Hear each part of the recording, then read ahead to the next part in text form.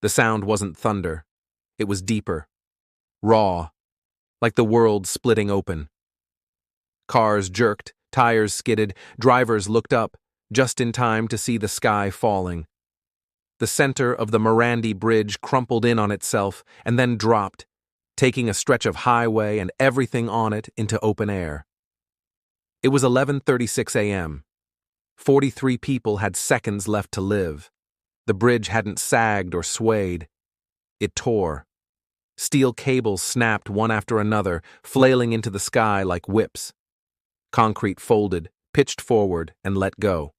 One man was on the phone with his wife when his car disappeared into the gap. A tanker truck was swallowed whole. A family of 3 was pinned between 2 slabs of roadway, crushed before they could reach the brake pedal. The span dropped 150 feet straight down. Underneath it, a warehouse lit up with orange flame as debris smashed through its roof. Workers bolted for the exits.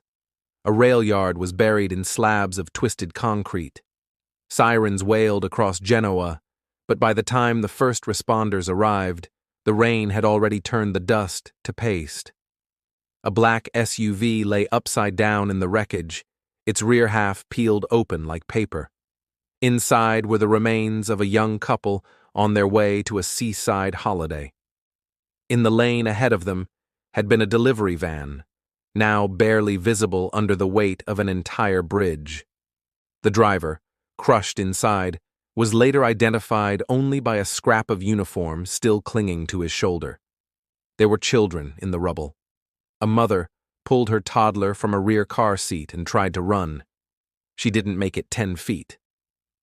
A man was found half inside his vehicle, his head resting on the door frame as if he'd fallen asleep.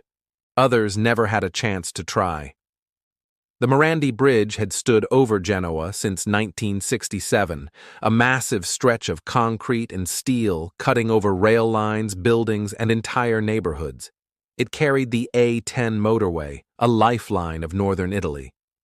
For years, engineers had whispered concerns about corrosion, about aging tendons sealed in concrete and impossible to inspect without tearing the bridge apart. They didn't tear it apart, they patched it, painted it, filed reports. Then, they let traffic keep flowing. The bridge collapsed in less than 8 seconds. The failure took decades. One man survived the fall. He was found hours later, sitting upright beside his car, both legs shattered, clothes soaked in rain and blood. He didn't speak. Another was pulled from a crushed truck cab, arms broken, face smeared in glass. His wife had been in the seat next to him. Only her purse remained. Firefighters crawled over the wreckage in the storm, listening for cell phones buzzing under rubble. Some rang for hours, some never stopped. That night, Genoa fell silent. In the following days, cranes arrived to clear the ruins. The remains of the bridge were pulled down piece by piece, revealing what had failed and what hadn't. By then, the funerals had begun. Parents burying children, children burying parents, families showing up with framed photos and no bodies to accompany them. They were told the bridge failed under stress, that corrosion had eaten through cables no one could see, that it was tragic, unexpected. But everyone knew that wasn't true. People had warned of the rust, had filed reports, had said the bridge was sick, but the systems in place, the inspections, the maintenance, the decision-makers had decided the risk was acceptable, and then the span let go. Today, a new bridge stands in its place. It glints with glass and modern steel, with wind-swept arches and polished lanes. But underneath it, Genoa remembers. There is a hole in the skyline, even where the gap has been rebuilt. Because this wasn't an accident, it was time catching up to silence.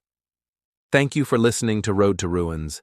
Subscribe for more true stories where systems fail and people pay the price.